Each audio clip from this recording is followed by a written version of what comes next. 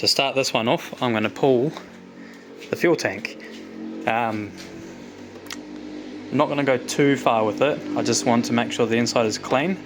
I've had a look and it's pretty rusty, so I'm going to pull it out, have a better look, probably take some photos and show you, and go to Bunnings or something like that to pick up something that'll eat the rust out, basically. I will add an inline filter under here. That's the line there, so I will add an inline filter there, just in case I miss anything, but that's not a problem. I have in the past just kept replacing these inline filters until it stopped filling with junk, so I get the Temu ones and do that until it's clear, and then I put a better quality one in. So yeah, that's the process I do there. Yeah, I'll add some photos just to show what it looks like on the inside, and we'll go from there.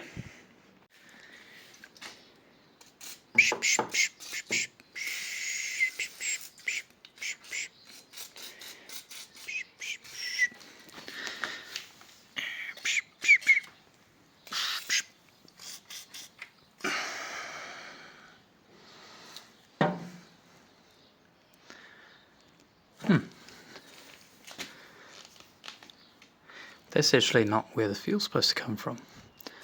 It's supposed to come from... That's the fuel tap there, which is somewhere in behind here. What happens if I turn that on? Oh, I see some dripping. A little bit of drippage. So when old mate chucked in that thing, he'd fed it from that, which I don't know, maybe that's the breather? You know, rip it out, have a look. Alrighty then.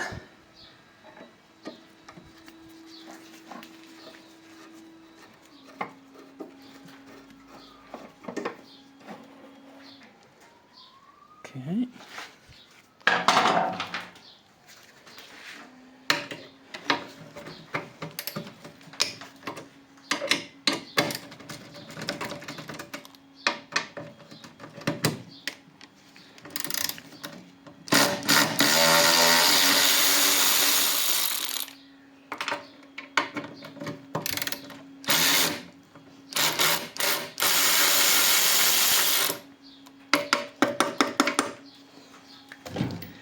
Nice.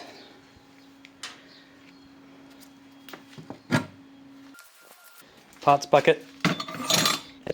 And these two. It's not actually from the fuel tank, that's the seat clip. That's alright. Surely it's not just those two under there.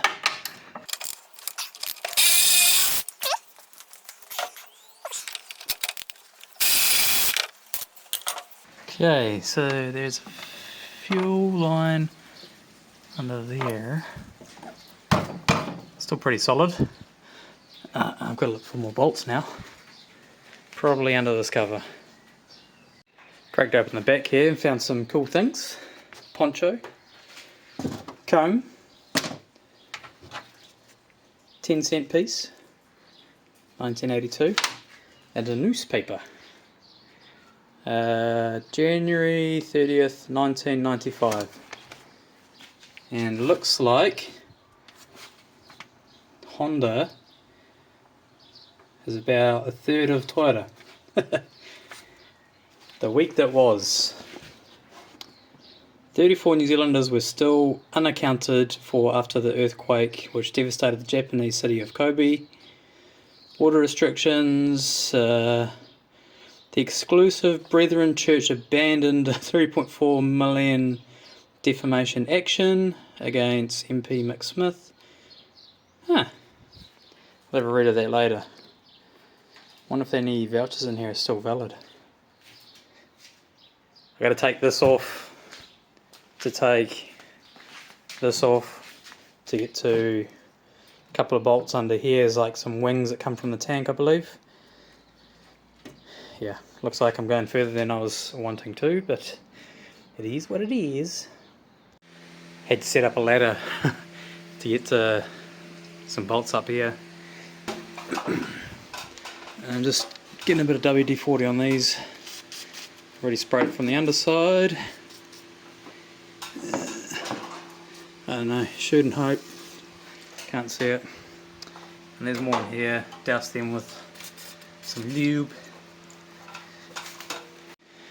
Well, I got the box off. Just got it sitting under there for now. I won't lie, I kind of prefer that look, like the traditional Gyro X look. These bolts are not happy, so there's got a bit of timber kind of propping it up. For now, I just want to get the tank out. The rest will come later. Tank is priority. Screw the rest. Let's go! Unless it had other fasteners on it in the past, this piece I found was only held on with one bolt, which holds the battery bracket to here.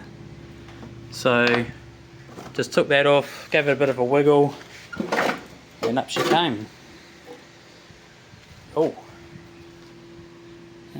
don't think that was me. Yeah, that's definitely an old brake, and it definitely made it easier to pull off. Tank, these two bolts here. Might as well give it a go now.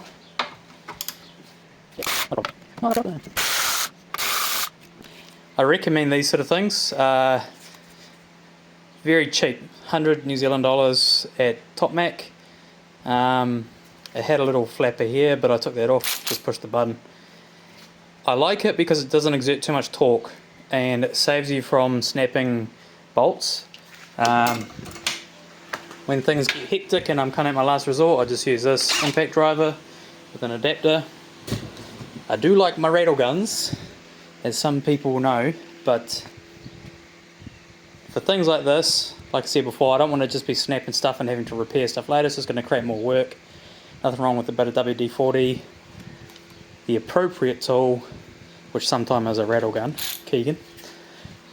Yeah, and it's good from there.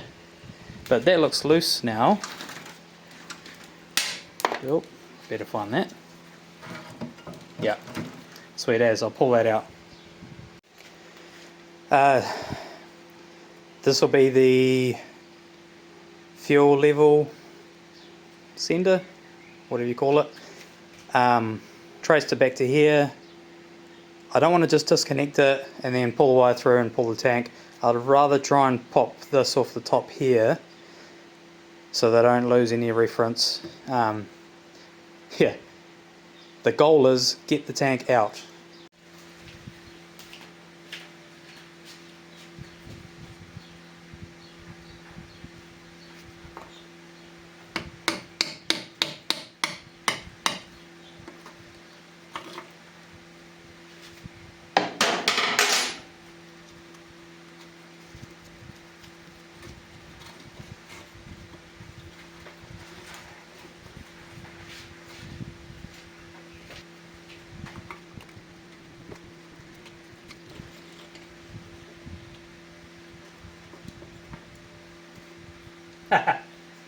That's so cute. Man, this thing's just got so many cool features. The wee rubber gasket in there, which actually looks, I mean, it's not hard, but it's not soft. Definitely reusable, in my opinion. That's cool. I like that. I like everything on this bike. Alright, now the tank will come out.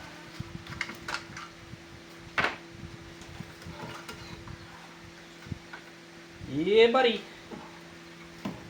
She's a dribbler.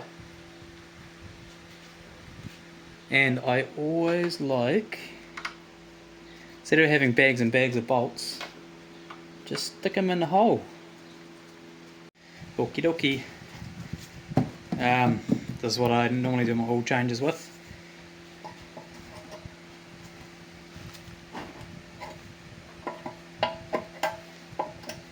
Everything on this scoot is so small and cute.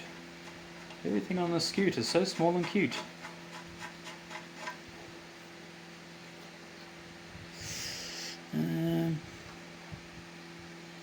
Yeah, a little bit nasty.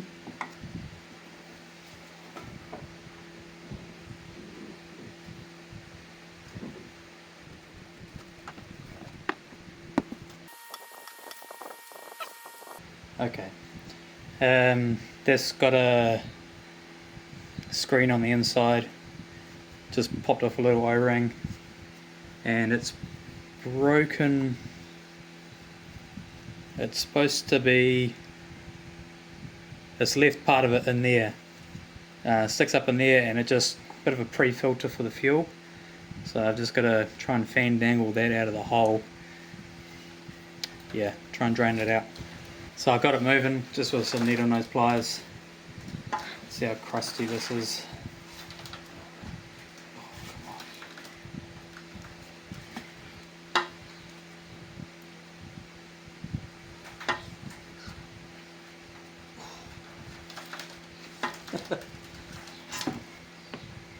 Yeah. So that's supposed to be... Oh, maybe not. Maybe it just fits there. Might be able to reuse that then. There's a little wee kind of pin there it just sits on. Okay, so it's not broken. So that fits up in the hole, and then there's an O-ring that sits in the groove in there, and then that presses it up against it.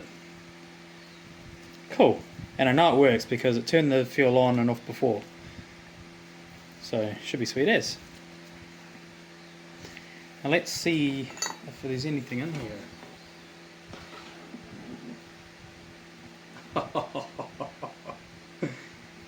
I mean, it's not much, but that's nasty. Cool. I'll try and get some good shots of the inside of the tank now. To be honest, it's really not that bad. A little bit of corrosion in that corner there. It's actually pretty good. A lot of junk in there. I'm not sure what that knob is. That's the that's where the old mate had his fuel line connected to. So I just probably needed a bit of research to figure out why he had it connected there and not to the actual fuel tap, which goes in front of the breather there. So I think probably what I'll do is I'll chuck some fuel in there and give it a really good slosh around. Just put a bit of fuel in.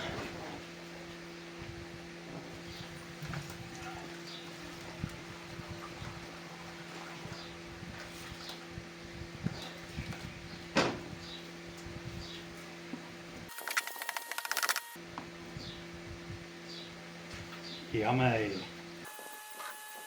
I probably put in a bit more than I needed to there. It's a bit of a waste.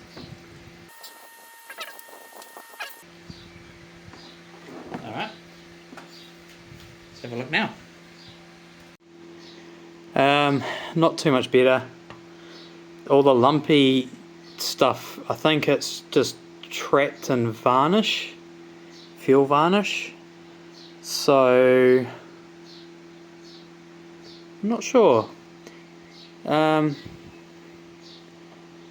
Either I need to put more fuel in it, let it soak, and then drain. Hopefully that dissolves it a bit, drain it later, or I need to get some sort of product to dissolve it all. To be honest, you could just send that with the fuel filter, but may as well clean it up. It's a good fuel tank. I've just blasted the inside with a bit of brake clean. yeah, a lot of the stuff was still loose, and it's all sitting in the bottom there, and I've got a hose and a syringe just sucking it out, so that's what's coming out of it. The brake cleaner was dissolving the varnish, as you can see by the colour. Probably thinking about going the soaking route, soaking it with what I've got, so some fuel or brake clean or something like that, and just swishing around every now and again. It's a bit of a pain to go buy a product just to clean it out. Where a bit of patience, bit of fuel will probably do the job. I mean, it's not really rust in there, it's just old varnishy fuel. Admittedly, the outside's a bit crusty, but I reckon with a bit of a wire brush and a bit of black zinc paint, that'll come up alright. And definitely want to keep this sticker nice. I wonder if my paint supplier can look up that. I'm not going to paint it, doesn't matter. Anyway, it's cool, I like it. Right, so I gave it a really good blast of brake clean to loosen up as much as I could, and it's all now sitting in the bottom of the tank here. And I've got my vacuum and I've cut up a bit of garden hose, and now I'm going to just shove it in the hole and try and suck out all the big bits. It's about as good as I'm going to get that. Blasted it with brake clean, blew it out with my AEG blower. I gave it a tap with a hammer around just to knock off any other loose bits, and sucked it out with my hose contraption. So that's just a little bit of surface rust on the bottom and a few patches of varnish. I kind of think that bit there, that's what the last guy had his fuel line connected to, but I actually think he's put that in because there was a little bit of swarf in there. So I'll do some research, but I think he's drilled a hole, and it's almost like it's a riv nut. He's put a riv nut in and then screwed in this little fuel fitting. It's not a bad idea, I like it. It does leak a little bit, but I'm going to keep that banked in my brain for another time. Well, I'm pretty stoked with that. Bit of a process just to work through. I know it's not perfect, but that is more than good enough to give a good fuel supply to the engine once I get that tidied up and working.